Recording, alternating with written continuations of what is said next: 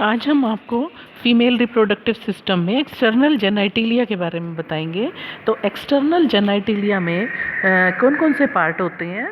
एक triangular shape का कुशनी part होता है जिसको हम बोलते हैं मॉन्स प्यूबिस, जिसमें प्यूबिक हेयर पाए जाते हैं। इसके अलावा एक कुशन एक फ्लैशी फोल्ड होता है इसी के साथ में, जिसको हम बोलते हैं लैबिया मेजोरा। ठीक है, ये फ्लैशी फोल्ड के टिश्यूज़ हैं जो मॉन्स प्यूबिस से चलते हैं और पूरे जो वेजाइनल पार्ट है उसको सराउंड करते हुए जाते हैं। इसके बाद इन्हीं के अंदर की तरफ छोटे छोटे एक और स्किन फोल्ड्स होते हैं जिसको लेबिया माइनोरा बोलते हैं। ये भी पेयर्ड स्ट्रक्चर है।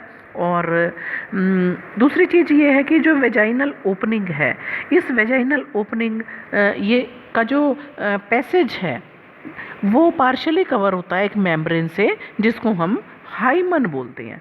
और जहाँ पर ये दोनों लेबिया माइनोरा मिलती हैं उस जगह पर एक छोटा सा फिंगर लाइक प्रोजेक्शन होता है जिसको क्लिटोरिस कहा जाता है। ये क्या है? क्लिटोरिस।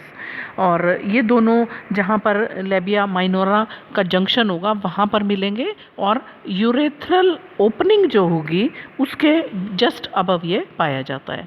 तो पहले तो ऐसे माना जाता था कि जो हाइमन है वो फर्स्ट कोइटस के टाइम पर, फर्स्ट इंटरकोर्स के टाइम पर टॉर्न होता है, लेकिन कई बार अचानक गिरने से, झटका लगने से भी ये टॉर्न हो जाता है। या फिर कुछ गर्ल्स जो हैं वो वेजाइनल टैम्पून्स यूज़ करती हैं पीरियड्स के दिनों पर, तो उससे भी ये टॉर्न हो सकता है। या फिर अगर कुछ तरह की स्पोर्ट्स एक्टिविटीज़ में पार्टिसिपेट कर रहे हैं, जैसे हॉर्स राइडिंग है, साइकिलिंग है, तो उससे भी कई बार ये हाइमन फट जाता है।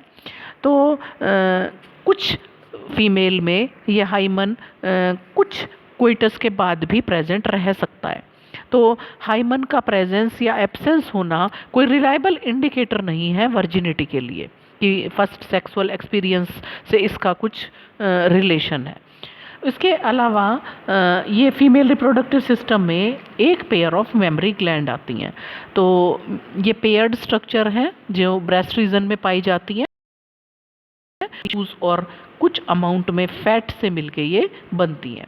और अगर हम इसको देखें तो ये 15 से 20 तक मेमोरी लोब से मिलके ये बनती हैं। और इसमें क्या पाई जाती हैं? Cluster of cells. ठीक है, क्लस्टर ऑफ सेल्स होंगी और एक एक सेल को हम क्या बोलेंगे? एल्वियोलाई।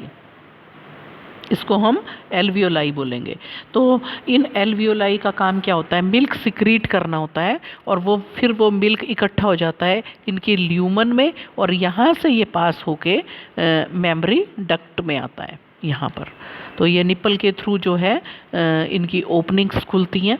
बहुत सारे डक्ट ज्वाइन होके एक इस एम्पुला वाले स्ट्रक्चर में ओपन होती हैं जिसको हम लैक्टिफेरस डक्ट बोलते हैं।